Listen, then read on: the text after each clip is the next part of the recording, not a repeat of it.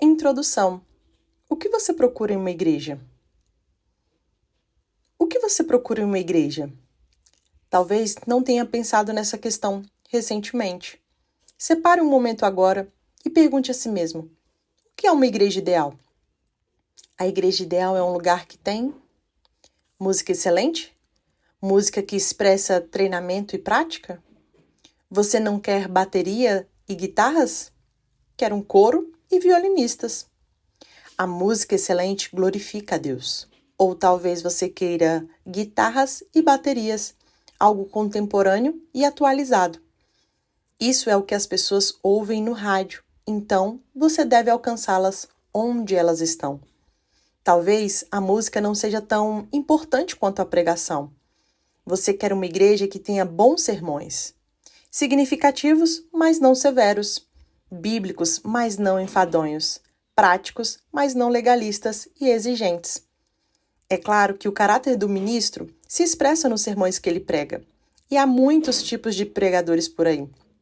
O erudito, que ama a doutrina e nunca sorri, o homem engraçado, que possui inúmeras histórias, o conselheiro familiar, que tem experiência.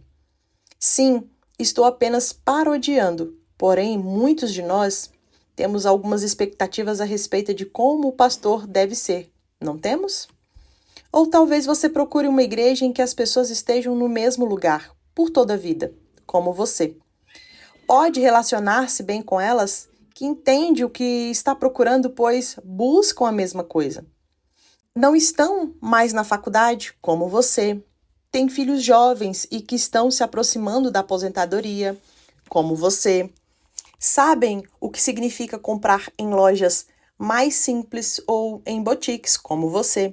São do centro da cidade ou da zona rural, como você.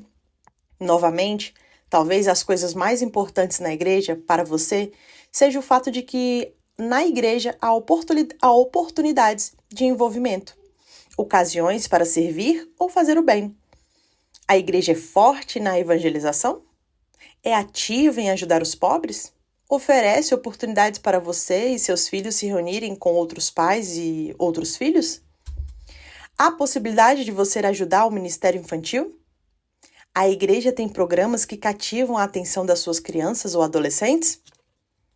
Espero que algumas pessoas estejam à procura de uma igreja em que seja com vida no Espírito.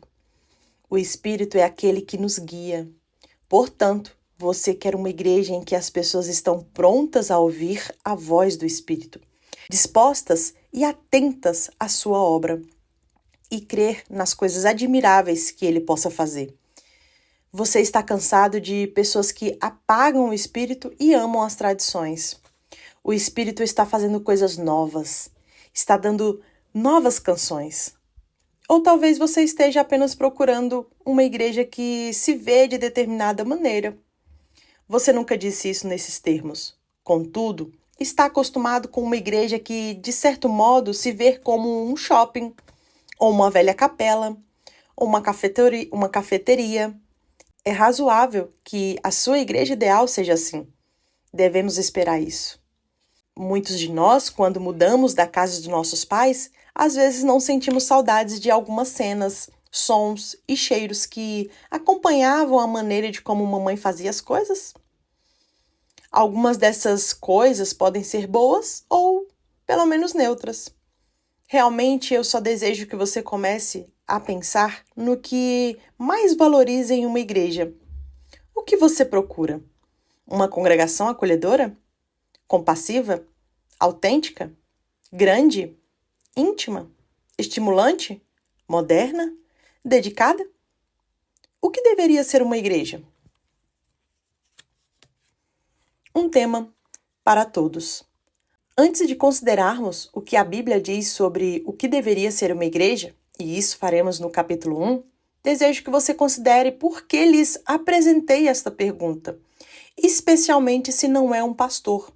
Afinal de contas, um livro que fala sobre igrejas saudáveis não tem como alvo os pastores e os líderes?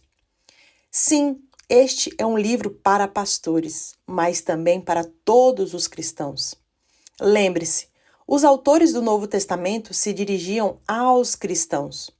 quando a igreja da Galácia começaram a dar ouvidos aos falsos mestres, Paulo escreveu-lhes dizendo: Admira-me que estejais passando tão depressa daquele que vos chamou na graça de Cristo para outro evangelho.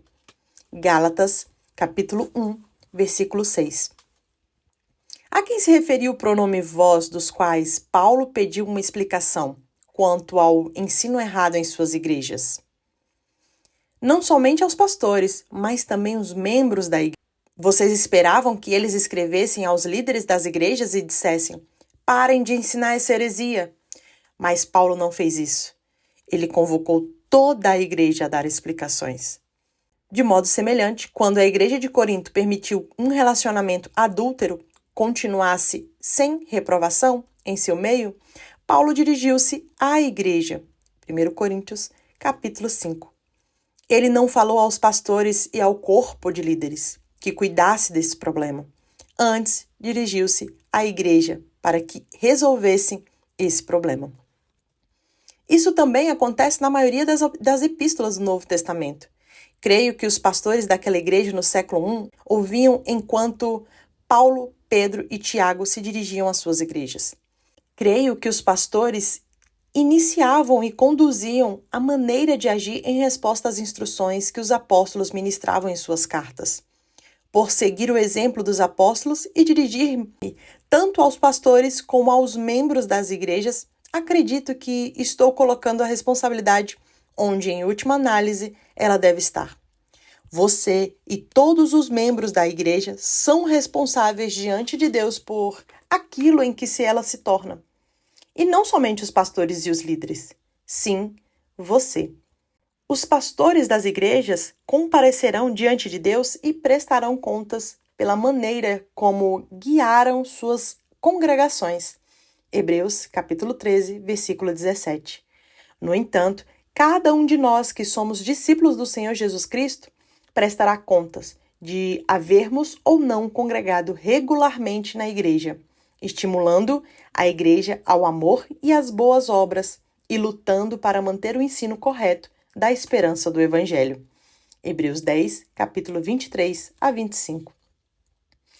Querido leitor, se você confessa ser um cristão, mas acha que um livro sobre igrejas saudáveis é apenas para líderes da igreja ou para teólogos, enquanto prefere livros que tratam de vida cristã, talvez seja o tempo de parar e considerar o ensino da Bíblia sobre o que é ser cristão.